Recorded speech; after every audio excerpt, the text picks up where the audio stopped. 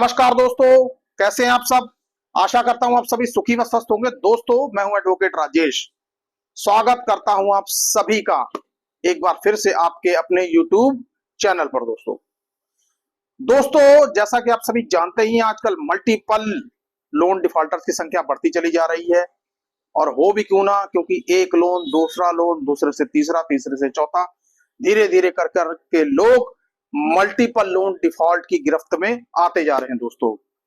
लेकिन दोस्तों, उससे भी पहले मैं आपको ये बताना चाहूंगा कि आप सभी जानते ही हैं कि आजकल डिजिटल लैंडिंग का जमाना है। और डिजिटल लैंडिंग के जमाने में फटाफट लोन पास हो रहे हैं। और जिस तरीके से फटाफट लोन पास हो रहे हैं, सिर्फ आपके आधार कार्ड और पैन कार्ड के बेसिस पर, उतनी ही स्पीड से लोन कंपनियों का रिकवरी प्रोसेस भी शुरू हो जाता है दोस्तों, या रीपेमेंट कह लीजिए। अब दोस्तों, कई लोग लोन समय से पे कर पाते हैं, उनकी परिस्थिति सही होती, कईयों की परिस्थिति विषम बन जाती है। कई समस्याएं उन्हें घेर सकती हैं। किसी की जॉब जा सकती है, किसी का बिजनेस ठप हो सकता है दोस्तों, किसी के घर में मेडिकल इशू आ सकता है, यानी कि करियर इशू भी हो सकते हैं, यानी कि कुछ भी कह सकते हैं दोस्तों। ऐसी समस्या जिसको अवॉइड ना किया जा सके। अब दोस्तों, ऐसे में होता क्या है कि अच्छा भला लोन वो पे कर रहा होता, लेकिन करते करते पहली ईएमआई टूटती है, फिर दूसरी टूटती है, धीरे धीरे करते वो बंदा उस लोन को बचाने के चक्कर में दूसरा ले लेता है, दूसरे को बचाने के तीसरा, तीसरे के से चौथा, और धीरे धीरे करते वो एक मल्टीपल लोन डिफॉल्टर हो जाता है दोस्तों। अब दोस्तों, यहाँ पे होता क्या है कि उसकी इनकम अब इतनी नहीं रहती कि ईएमआई के इस पहाड़ को झेल सके दोस्तों। अब दोस्तों, टैग लग जाता है फिर मल्टीपल लोन डिफॉल्टर। अब फिर कंपनियां अपना काम करना शुरू कर देती हैं। फोन कॉल्स, लगातार फोन कॉल्स आती रहेंगी, परेशान किया जाना शुरू कर दिया जाता है। आप पैसे दे दीजिए, नहीं तो आपके साथ ये होगा, वो होगा। मतलब एक से छूटे दूसरे, दूसरे छूटे तीसरे, मतलब यूं कह लीजिए कि पूरे दिन भर यही चक्कर चलता रहता है दोस्तों। और दोस्तों, कई कई तो कंपनियां ऐसी भी हैं कि आज आपकी ईएमआई बाउंस हुई तो 2 दिन बाद रिकवरी एजेंट आपके घर पे खड़े होते हैं। वो कहते हैं लाइए पैसे लाइए। मतलब कि जिसकी ईएमआई टूटी है उसको समझने का मौका तक नहीं देते कि भैया कि 2, 4, 5, 10 दिन बंदा चल कर सके अरेंज पैसे का और ईएमआई उतार सके। दूसरे तीसरे दिन ही रिकवरी एजेंट घर पे खड़े होते हैं दोस्तों। बड़ी अजीब बात है। और फिर दोस्तों, कंपनियों के लीगल नोटिस, एडवोकेट्स के आर्बिट्रेशन के नोटिस, 138, सेक्शन 25, प्री आर्बिट्रेशन, ना जाने किस किस तरह के नोटिस मल्टीपल लोन डिफॉल्टर्स के पास आते हैं दोस्तों। अब दोस्तों, सवाल ये पैदा होता है कि आर्बिट्रेशन के नोटिस जब आते हैं तो लोग ज्यादातर आर्बिट्रेशन के नोटिस हो या सेक्शन 25 के नोटिस हो, उनको देखकर अक्सर कर घबरा जाते हैं दोस्तों। बात थोड़ी सी घबराने वाली भी होती है दोस्तों, क्योंकि यदि आर्बिट्रेशन के नोटिस को इग्नोर किया गया या कर दिया जाता है तो उसके कॉन्सिक्वेंसेस बहुत ही खतरनाक देखने को मिलते हैं दोस्तों। आर्बिट्रेशन की प्रक्रिया एक ऐसी प्रक्रिया होती है जो देखने में तो बड़ी सरल लगती है, लेकिन दोस्तों, जब जैसे जैसे ये आर्बिट्रेशन की प्रक्रिया आगे बढ़ती है और अवार्ड आपके खिलाफ चला जाता है और एग्जीक्यूशन कोर्ट ये कह देती है कि आपके घर की मूवेबल प्रॉपर्टी को अटैच किया जा सकता है दोस्तों, तब यही प्रक्रिया हमें बहुत बड़ी लगने लग जाती है दोस्तों।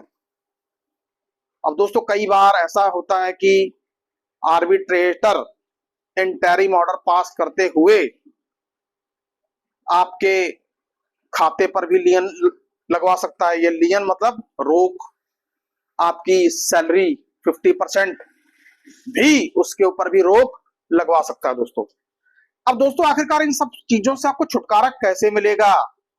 आखिरकार आपको ऐसा क्या करना पड़ेगा कि आप आर्बिट्रेटर को ऐसी मनमानी करने से रोक सके दोस्तों, आर्बिट्रेटर कोई हमारे देश की कोई कोर्ट ऑफ लॉ तो है नहीं, इसको माननीय कोर्ट ऑफ लॉ जैसे जितने अधिकार तो प्राप्त है नहीं, लेकिन फिर भी जितने अधिकार प्राप्त हैं दोस्तों वही काफी हैं आपको परेशान करने के लिए। आपको परेशान करने से मतलब ये नहीं, ये कुछ ऐसी पावर्स हैं जो आर्बिट्रेटर को दी गई हैं। अब दोस्तों, सबसे पहली बात यह है कि आर्बिट्रेटर यदि चुना जाता है तो ये देखा जाना जरूरी है कि क्या उसमें आपकी सहमति ली गई है दोस्तों।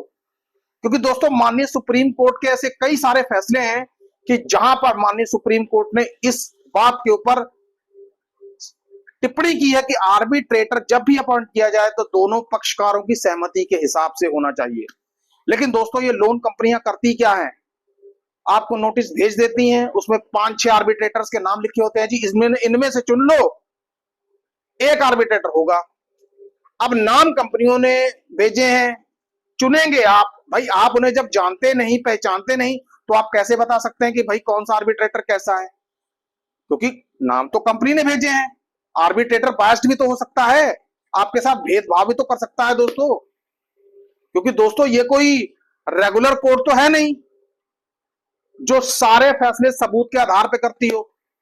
कंपनी का आर्बिट्रेटर है।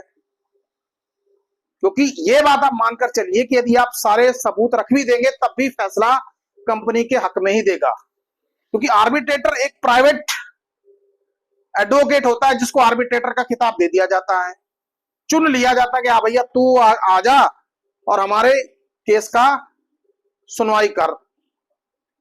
तो दोस्तों लोन कंपनियां करती क्या है, सोल आर्बिट्रेटर यानी कि अपना ही आर्बिट्रेटर। तो जब पुलिस अपनी, कोतवाल अपना, आर्बिट्रेटर अपना, तो भैया फैसला भी अपना। तो दोस्तों सबसे पहली बात तो यह है कि आर्बिट्रेटर के संबंध में सबसे पहले तो आप ऑब्जेक्शन रेज करिए। आर्बिट्रेशन का कोई भी नोटिस आता है उसका जवाब माकूल दीजिए और ऑब्जेक्शन रेज करिए, नंबर 1।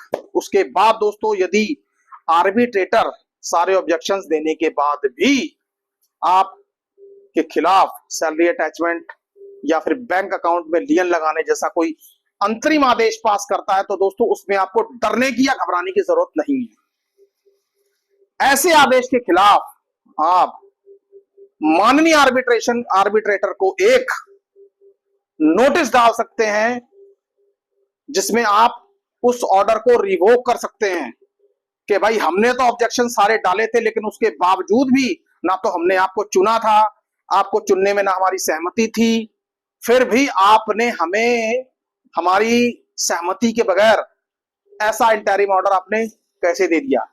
शुद्ध भाषा में हम ये कहेंगे कि उसको चैलेंज कर दीजिए दोस्तों। क्योंकि दोस्तों अंतरिम आदेश होता है, इसको किसी भी वक्त चैलेंज किया जा सकता है दोस्तों। अंतरिम आदेश कभी फाइनल आदेश नहीं होता। दोस्तों आपका एडवोकेट इतना स्मार्ट होना चाहिए, उसको ये पता होना चाहिए कि अंतरिम आदेश को कैसे चैलेंज किया जाए। दोस्तों तो डरने की, घबराने की, परेशान होने की आपको जरूरत नहीं है।